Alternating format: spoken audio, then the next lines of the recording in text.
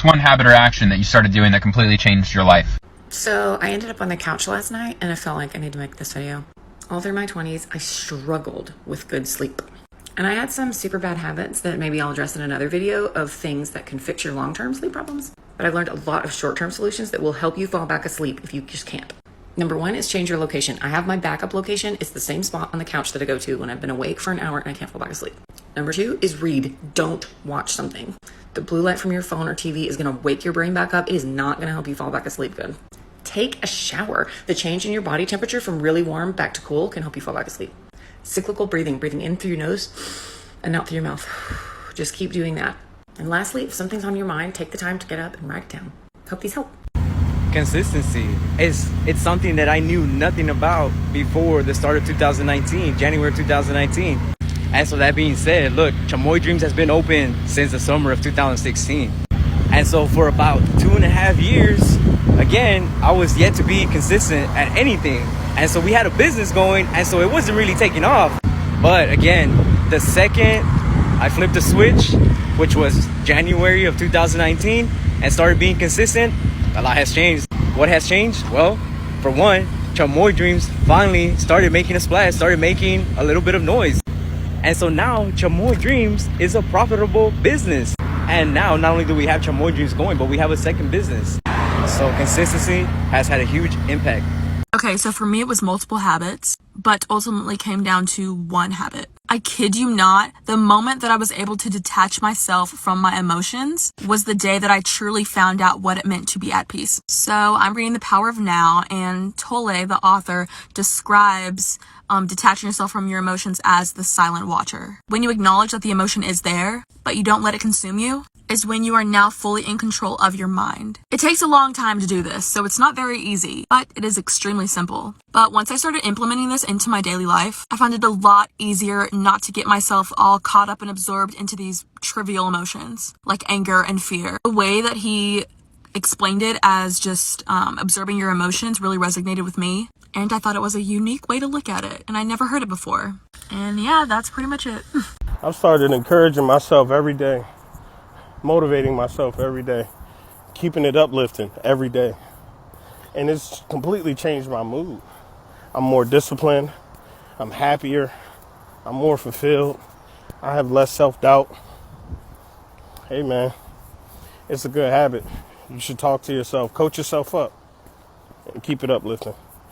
I started charting my cycles almost 4 years ago, and it has completely changed my life because it allows me to take charge of my reproductive health, and it helps me determine when I'm fertile and when I am not.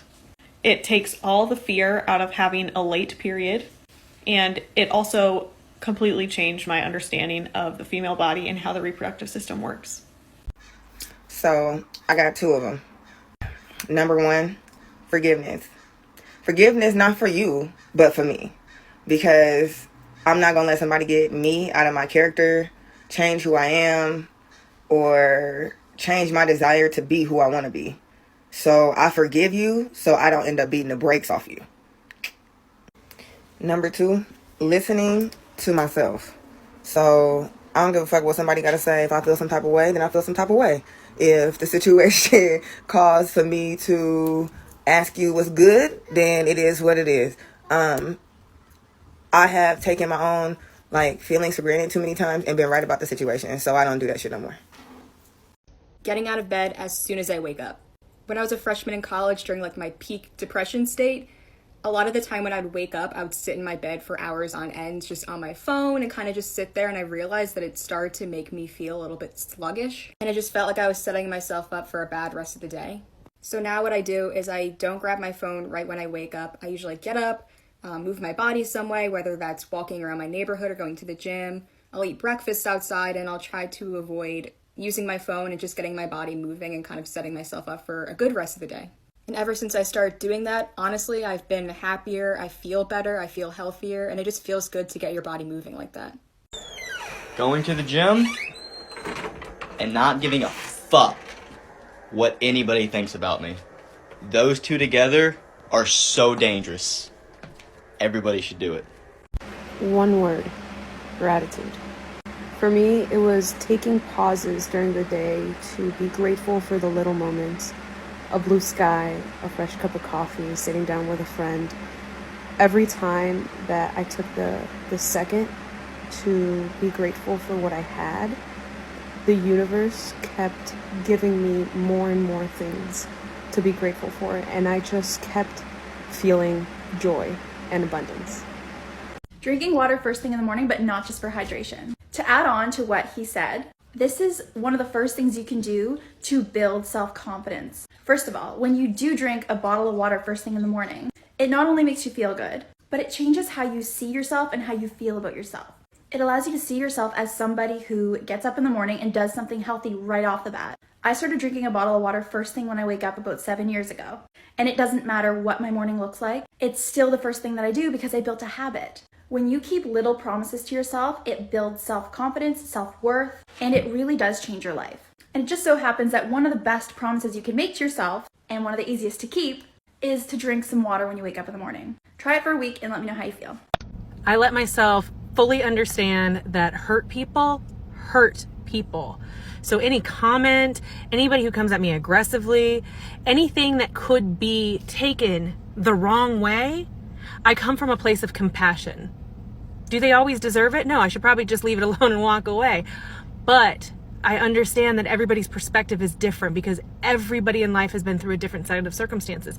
It doesn't make it okay that they're disrespectful. It doesn't make it okay that they take it out on you. But I come from an understanding that I can let it go and move on without letting it sink in and completely take over. Because being an overthinker, I would let that rule everything. I wouldn't let it go. It would replay. And now I know that they're doing it because something inside needs to be healed. I like to set an intention literally for everything I do. When I wake up in the morning, I would say, today, no matter what I do, no matter where I go, I'm creating a loving, peaceful, joyful, healthful, prosperous life. No matter what happened that day, if it's bad, it's gonna be fine. If it's good, it's gonna be awesome. I also like to set intentions for when I have a meeting or when I'm not receiving a phone call, maybe an unexpected phone call. No matter what happens, the best outcome possible is gonna happen. I also set intentions when I'm driving. It's gonna be safe for myself, safe for others. Set intentions, guys. It definitely changes your day and your life. So in order to become less self-centered and a better conversationalist, I heard somewhere that you have to acknowledge their feelings first before making the conversation about yourself. So when in conversation, I will acknowledge their feelings about whatever they told me, and then I will talk about an example that obtains to my life. But because I do this now, it pisses me the fuck off when other people, one, interrupt me, and two, just start talking about themselves. I'm like, one, I wasn't even done. Thanks. And you just made the conversation about yourself. Like, hello. So I kind of shot myself in the foot by realizing this and doing this, but at least I'm less self-centered, so yeah. You see, I think the biggest thing for me was when I stopped caring what other people thought. Started living life for me, started doing for myself and for my daughter. And yeah, that was pretty much the defining moment. I figured I had to make myself happy before I could make others happy. That's currently what I'm doing. So I always thought of myself as a optimistic realist, right? But then one day I realized I was that, but I was optimistic for other people, and I was a realist for myself. And when I thought about my realism, it was actually more negative than optimistic, right? I would always worry about all the ways that things would go wrong in my life, right? Instead of the ways that it could go right. And when I realized that my realism was based in negativity and versus optimism, I flipped. I went into radical self-love mode where I was optimistic about my life, right? I was optimistic about my choices. I was optimistic about me and loved myself unconditionally. And that changed everything. Realism, as we think of, is more negative. Hear me out. Just stick with me for a second. Minding my own business. I know it It seems simple, but it's really not, because you have that one friend that is always coming to you, asking you your opinion, and you give it to them and you put your heart into it, and they do the same thing you told them not to do, and your blood pressure gets up. Mind your business. Go in peace, my child. Next time someone asks me, what do you think you should do? I don't have time for it. I give you wrinkles, blood pressure all wonky. It literally changed my life. I used to be the friend that was like, oh my gosh, let me tell you about this, or oh my gosh, let me help you with that. Now I'm just like, I really hope that works out for you. Respectfully. I can't get mixed up in it. I just can't. Once you stress me out to a certain point, I gotta let it go. I give you back to the streets. I love you. But for me, this is absolutely having a morning routine. I, for the longest time, would wake up at like 7 a.m., 7:30 a.m. when my kids got up. And I was always tired and lethargic and dragging and like, oh, I wish I had a couple hours extra in my day. And then I had this wild idea to wake up earlier. So now I wake up at 5 a.m. or 4:30, just depends on how my body wakes me up. I don't set an alarm. And I get up, I meditate, I journal. This is the one that I use. It's so cute, it has a little locking mechanism. I really love it. I will go on a long walk. I take my vitamins and I prepare for the day before anyone else gets up. Now, as a mom, I have to do this or I won't have any free time in the morning. But this morning routine changed my life. This is a way to show myself, hey, I love you. I'm going to take care of you right away. Literally got rid of all my fucks. Like every last one of them. Like no fucks left. There's one thing that I got good at that really changed my life. Like if I could wave a magic wand and give everyone one skill, it would be this. And that is to literally take nothing personally. If a friend isn't texting me back, if someone I'm spending time with is being a little quiet or like off somehow, if a family member responds with like some shady, snide comments over some success that I've had, when someone I've been talking to just stops responding to text messages, I never really assume it's about me. I have complete trust in other people to manage their own communication and boundaries, which means that if they have a problem with me, I expect them to say it. And if they don't say it, I'm going to assume and move forward as if it has nothing to do with me. Most of the time it doesn't. They've either got other priorities, other stuff going on in their heads, or they're just distracted. Maybe they had a bad day. I don't know, and it's not my job to try to read their minds. If I need to know, it's up to them to tell me. So I don't think I am super good at this yet, but recently I have been trying to take time and pause before I commit to anything. Going out, seeing friends, making future plans, taking on extra work, anything that requires my time or my energy, I'm just trying to pause and think through and be very deliberate about how I commit my time. I think myself and a lot of us spend so much time doing things that we feel obligated to do as opposed to doing things intentionally and doing the things that are best for us. Well, I think for starters, not doing heroin and Xanax anymore has definitely changed my life for the better. See, when I was getting high, I used to think that my life would absolutely suck and it would absolutely be boring if I didn't have drugs in my life. But the things that you're actually capable of achieving if you were to go sober is unbelievable. I would have sold myself short if you were to ask me 8 years ago what my life would look like in recovery. I have my own business that I absolutely love. I have friends and family that I have real meaningful relationships with. I have fulfillment and joy in my life. I have peace of mind. I never thought I could have peace of mind. But it all starts with one single step. You got to decide, listen, I'm tired of this lifestyle. I want things to be better for myself. I'm not saying that things are always going to be easy because especially in early recovery, it's not, but it is going to be worth it. But it all starts with one single decision. If you need help, reach out to me and message me. I can help you out. Breathwork changed my life.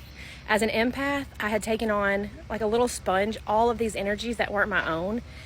And I didn't know who I was. I didn't know what my own energy was. I was very confused, even going to the grocery store, social interactions with anybody that was overwhelming.